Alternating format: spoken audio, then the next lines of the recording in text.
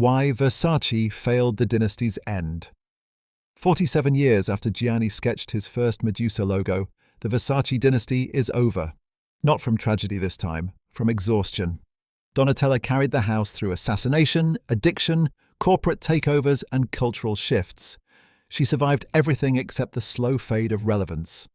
In 2025, she stepped down as creative director, marking the end of family control over fashion's loudest empire.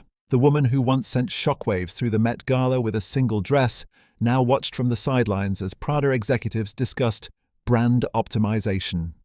Capri Holdings, the American conglomerate that bought Versace for $2.1 billion, couldn't make the numbers work. Revenue fell while operational costs climbed. The gamble to turn Italian flamboyance into global profit failed, and the $700 million loss proved it. When survival outlasts innovation, what's left of the original dream? This collapse isn't isolated. It's the crescendo of a larger corporate takeover epidemic sweeping through luxury fashion. Within months, Gucci, Saint Laurent, and Alexander McQueen all lost founding family control, each succumbing to conglomerates that promised global scale while systematically dismantling generational creative leadership. The pattern is undeniable and raises an existential question. When a brand's DNA is inseparable from its founders, what remains when those founders leave? The timing couldn't be more devastating. Donatella's departure coincides precisely with fashion's dramatic pivot away from the celebrity-driven excess Versace pioneered toward quiet luxury and craft-focused narratives that feel antithetical to everything the Medusa logo once represented. To understand the magnitude of this fall, we must return to its origins. Gianni Versace's journey from Calabria to Milan represents one of fashion's most unlikely ascensions. The small-town kid from southern Italy started with sketches in his mother's modest workshop, daring to challenge Milan's established fashion hierarchy with designs that deliberately provoked the industry's old guard. His selection of the Medusa as brand symbol was no accident. In Greek mythology, Medusa's gaze turned onlookers to stone, a perfect metaphor for Gianni's strategy. Create clothing so arrestingly bold that viewers couldn't look away. This provocative approach initially met fierce resistance. Traditional Italian fashion circles dismissed Versace as vulgar, excessive, theatrical, accusations Gianni brilliantly reframed as competitive advantages. While competitors pursued understated elegance, he embraced audacity. When they whispered, he shouted. The outsider status that might have destroyed another designer became Versace's most powerful differentiation. Gianni's first major celebrity breakthrough came through Elton John, who commissioned custom Versace suits for performances and public appearances. This move pioneered the celebrity as walking billboard model long before the fashion industry understood its transformative marketing power. But Gianni's vision extended beyond clothing. From the beginning, he conceived Versace as a complete universe, expanding aggressively into furniture, tableware, and even hotels. He wasn't selling garments, he was selling access to a maximalist fantasy where restraint was the only sin. Why? Versace failed. The 1980s witnessed Versace's unstoppable cultural ascension. Gianni's close friendships with Naomi Campbell, Cindy Crawford, and Linda Evangelista helped create the very concept of supermodel as cultural phenomenon. These weren't just pretty faces wearing his clothes, they became living embodiments of the Versace ethos, bringing his theatrical vision beyond runway shows into mainstream consciousness. Meanwhile, his strategic courtship of celebrities transformed red carpets into global marketing campaigns. Princess Diana, Madonna, and Elizabeth Hurley's infamous safety pin dress converted award ceremonies into Versace advertisements viewed by millions.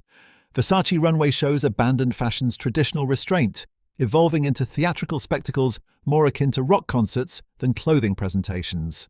The iconic 1991 show, featuring supermodels strutting to George Michael's Freedom, blurred the line between fashion and entertainment, creating moments that transcended the industry to become genuine pop culture milestones.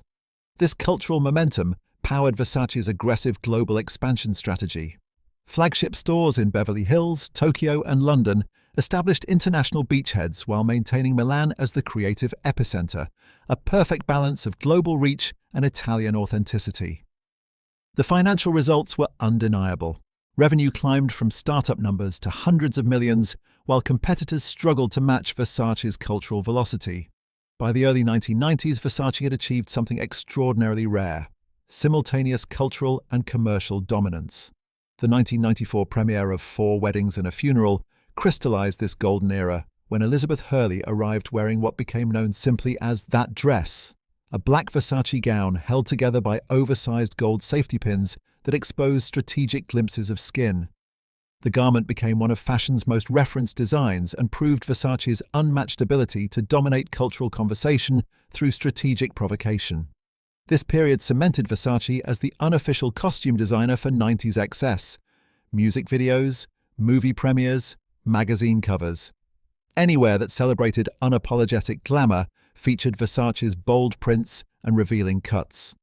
The business empire expanded accordingly. Versace home, fragrances, and licensing deals transformed the Medusa logo into a global lifestyle symbol worth hundreds of millions. Even more tellingly, other luxury houses began copying Versace's celebrity strategy and theatrical presentations, confirming that Gianni had fundamentally shifted the entire industry's playbook.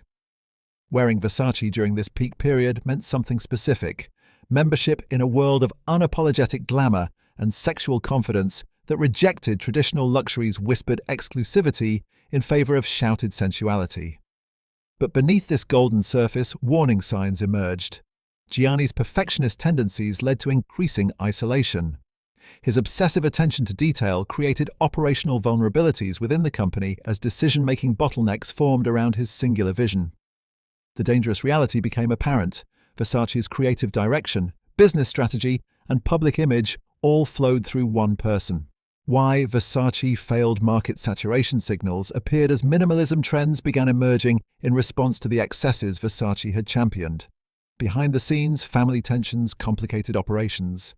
Gianni's creative vision sometimes clashed with his brother Santo's business pragmatism, while Donatella struggled to define her own role beyond being Gianni's muse and confidant. Perhaps most concerning, the company's rapid expansion outpaced its operational infrastructure, creating cash flow and management issues that would later prove devastating. Then came the morning that changed everything. On July 15, 1997, Gianni Versace was assassinated outside his Miami mansion, sending immediate shockwaves through fashion and pop culture. The murder transformed a thriving family business built around one man's vision into a succession crisis of unprecedented magnitude. Overnight, Versace needed to operate without its founder, creative director, and public face, an almost impossible challenge even for the most structured organization. Donatella inherited this burden reluctantly. Her transformation from Gianni's muse and consultant to the company's creative leader occurred despite having no formal design training. She faced a brutal public struggle period, marked by addiction issues, uneven collections, and critical backlash that turned her early years as creative director into a public trial by fire. Meanwhile, Santo confronted the business reality.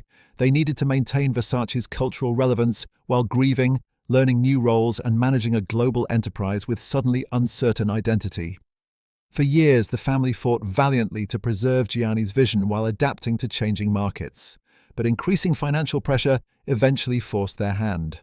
In 2014, private equity firm Blackstone acquired a 20% stake, marking the beginning of external financial pressure to scale Versace like a conventional luxury business rather than a creative-led family enterprise.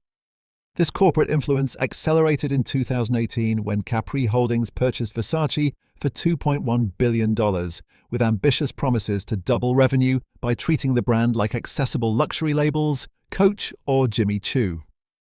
This corporate strategy fundamentally misunderstood Versace's essence.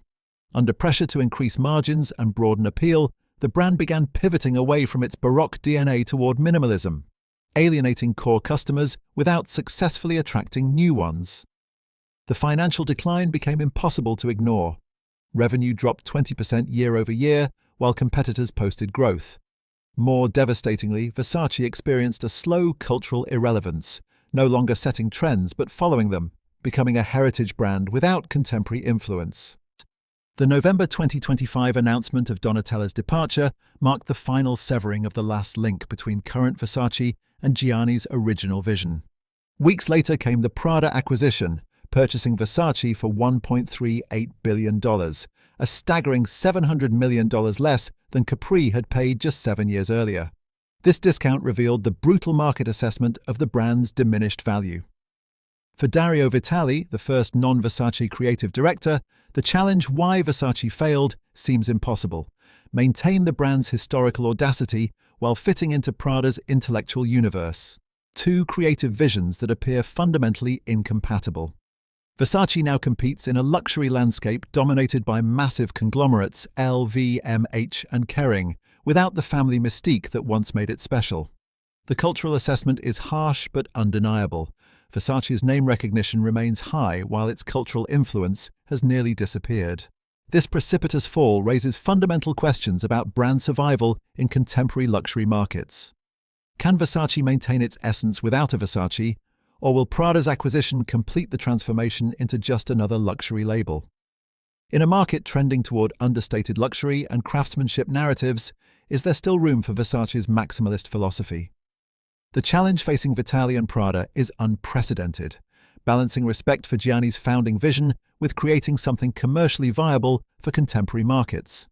Their decisions will test a core hypothesis about luxury in the digital age, whether brands built around individual personalities can survive without their founders, or whether the era of fashion dynasties has conclusively ended. Looking at the numbers reveals the stark reality. Versace's decline reflects broader industry shifts toward conglomeration. When Capri Holdings acquired Versace for $2.1 billion in 2018, they projected doubling revenue to $2 billion within 5 years. Instead, revenue fell 20%, while operational costs climbed 15%. The Prada acquisition at $1.38 billion represents a 34% loss on Capri's investment in just 7 years. Meanwhile, family-controlled houses have increasingly vanished from luxury's upper echelon. The percentage of founder or family-led luxury brands has fallen from 60% to under 20% since 2000. Versace's trajectory mirrors larger cultural shifts away from conspicuous consumption. Google search data shows terms like quiet luxury and minimalist fashion increased 340% between 2018 and 2025, while searches for Versace print and Versace runway decreased 65%. Celebrity affiliation, once Versace's strength, no longer drives the sales it once did. Social media endorsements from influencers now generate 3.8 times more engagement than traditional celebrity marketing for luxury goods. The Versace saga exposes the fundamental identity crisis facing luxury fashion. When a brand becomes inseparable from its founding family's vision, what remains when corporate logic replaces creative intuition? When maximalist excess falls from favor, can a brand built on boldness find relevance in restraint? And perhaps most importantly, in a market increasingly dominated by conglomerates pursuing margin over meaning, has the very concept of the fashion dynasty reached its end? The Versace family's exit marks the close of fashion's loudest dynasty. From Gianni's revolutionary vision to Donatella's determined preservation to corporate calculation, the arc follows luxury's broader transformation from creative expression to financial instrument. The why Versace failed brand that once proudly proclaimed more is more now faces a future where less might be all that's left. What do you think? Can a brand survive when separated from its founding vision? Is the era of fashion dynasties truly over? Comment your thoughts below and subscribe. The luxury landscape is transforming faster than ever, and you won't want to miss what comes next.